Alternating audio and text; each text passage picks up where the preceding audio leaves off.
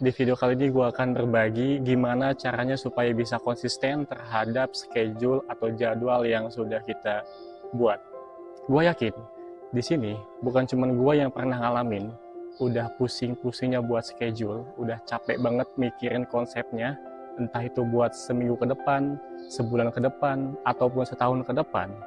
Tapi pada akhirnya schedule yang gue buat tadi itu cuma jadi tulisan di buku atau catatan di handphone.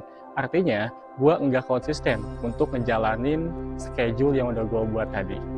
Dulu, gue sering ngalamin masalah ini.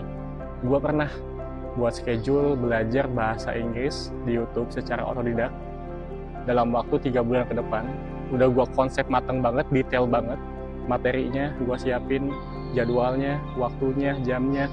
Tapi pada akhirnya, schedule tersebut hanya menjadi catatan di buku saja. Gue cuma mampu konsisten selama seminggu, sisanya loss atau nihil, nggak ada hasil. Gue juga pernah buat schedule dengan konsep yang matang juga, detail, tentang baca buku 1 hari 3 halaman. Tapi ya sama aja, hasilnya nihil. Gue cuma kuat 3 hari doang.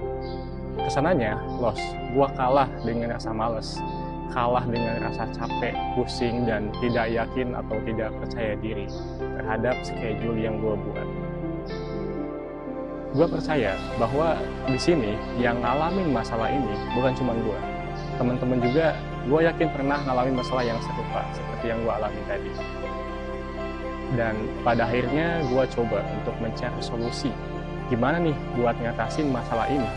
Karena kalau terus didiemin, ya tujuan yang gue tetapkan di awal nggak bakal tercapai karena prosesnya nggak maksimal atau bahkan nol gitu, nggak ada hasil.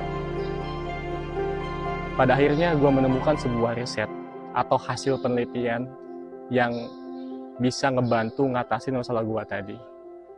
Setelah gue laksanain atau gue aplikasiin hasil riset tadi di kehidupan gue sehari-hari, coba gue buat schedule dengan menggunakan step by step dari hasil riset tadi, entah itu buat seminggu ke depan, sebulan ke depan, dan gue berhasil. Nah, di video kali ini, gue akan membagikan hasil riset yang gue temuin tadi, dengan tujuan supaya teman-teman yang ngalamin masalah yang serupa dengan gue, itu kita bisa atasin secara sama-sama, dan bisa konsisten untuk mencapai tujuan yang telah kita tetapkan di awal. Oleh karena itu, kalian wajib untuk tonton video ini sampai tuntas supaya dapat insight yang lengkap.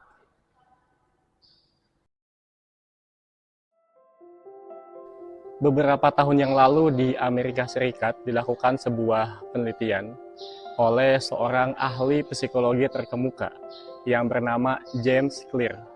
Tujuan penelitian ini untuk mencari tahu gimana sih caranya untuk mencapai sebuah kesuksesan, tujuan, masa depan, atau cita-cita. James Clear melakukan penelitian ini dalam jangka waktu yang sangat lama dan melalui proses yang tidak mudah, yang pada akhirnya menghasilkan sebuah penelitian dengan redaksi yang cukup bertentangan dengan pemahaman yang kita anut selama ini. Kita memahami bahwa untuk mencapai tujuan, kesuksesan, masa depan ataupun cita-cita memerlukan proses yang mati-matian lah ibaratnya. Butuh pengorbanan yang ekstra. Waktu yang dikeluarkan harus maksimal, banyak. Tenaga, pikiran, dan hal-hal yang lainnya. Betul-betul harus secara maksimal, secara kayak mati-matian, berkorban banget gitu dalam prosesnya. Penelitian James Clear menghasilkan sesuatu yang berbeda, mengubah paradigma yang kita pahami selama ini bahwa untuk mencapai sebuah kesuksesan, masa depan, cita-cita ataupun tujuan yang ingin kita capai hanya melalui proses yang sederhana, proses yang biasa-biasa aja, proses yang hal-hal yang kecil tapi dilakukan secara konsisten dalam jangka waktu yang cukup lama.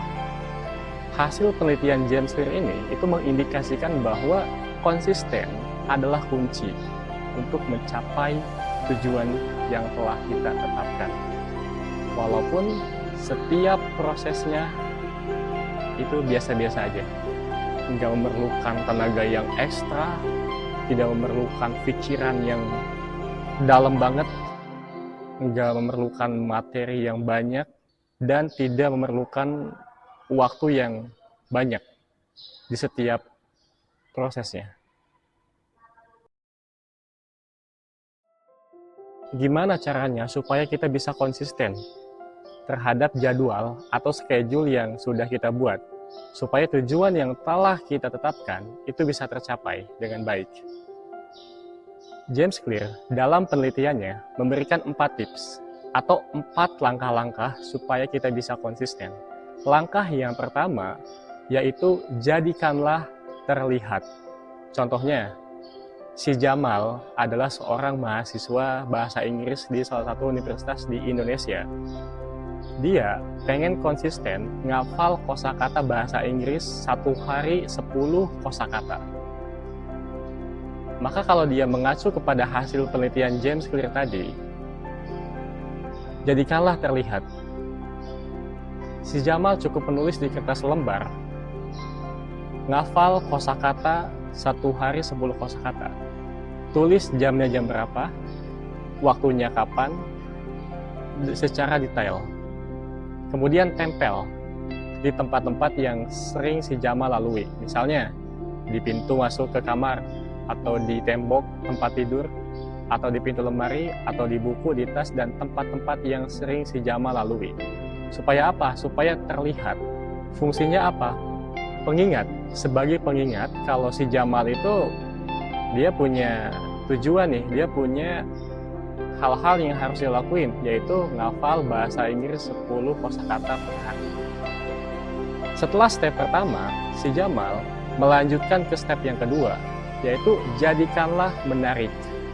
Setelah terlihat, tapi nggak menarik, tapi ngebosenin misalnya, maka nanti dia akan terhambat, si Jamal akan terhambat untuk menghafal karena rasa bosan. Maka jadikanlah menarik. Bagaimana caranya si Jamal bisa ngafal misalnya dengan musik, atau ngafal kosakata dengan teman sebaya, atau ngafal kosakata lewat main games, dan lain sebagainya. Jadikanlah itu menarik. Nah, setelah jadikan menarik, lanjut ke step yang ketiga, yaitu jadikanlah mudah. Terlihat udah, menarik juga udah, tapi sulit misalnya. Bagi si Jamal 10 kosakata sehari itu susah banget ngafalnya, karena dia benar-benar belum pernah belajar bahasa Inggris. Ya udah, jadikanlah mudah. Sehari 5 kosakata misalnya. Dan Jamal sanggup dan merasa mudah untuk melakukan itu. Nah, kenapa harus mudah? Supaya si Jamal bisa terus konsisten. Karena dia merasa mudah, dia tidak merasa sulit atau tidak merasa keberatan menghafal 5 kosakata sehari, maka dia akan terus untuk menghafal dan konsisten. Itu step ketiga. Kemudian langkah yang keempat yaitu jadikanlah memuaskan. Maksudnya adalah si Jamal itu harus mendapatkan feedback atau timbal balik terhadap proses yang telah dia lakukan. Misalnya, si Jamal udah konsisten nih ngafal 5 kosakata per hari selama 3 bulan. Nah, dia pede nih, dia pengen ikut lomba pidato bahasa Inggris. Dan misalnya dia menang. Nah, itu akan memberikan feedback kepada dia. Dia merasa bahwa proses yang telah dia lalui selama 3 bulan secara konsisten, itu ada hasilnya. Maka ketika dia mendapatkan feedback, dia akan merasa hal yang Jamal lakuin itu nggak sia-sia gitu. Oleh karena itu, feedback tersebut itu bisa menjadi pemicu atau bahan bakar Jamal untuk terus konsisten ngapal kosakata bahasa Inggris sampai dia bisa mencapai tujuannya. Keempat langkah yang diberikan James Clear dalam penelitiannya tadi itu bisa diaplikasikan ke semuanya. Misalnya teman-teman pengen hidup sehat, pengen jogging setiap pagi misalnya, pakailah 4 langkah itu. Jadikanlah terlihat, jadikanlah menarik, jadikanlah mudah, dan jadikanlah memuaskan. Baik, demikian video yang dapat gua sampaikan. Semoga bermanfaat buat kita semuanya. Gua Ahmad Saifuddin, sampai jumpa.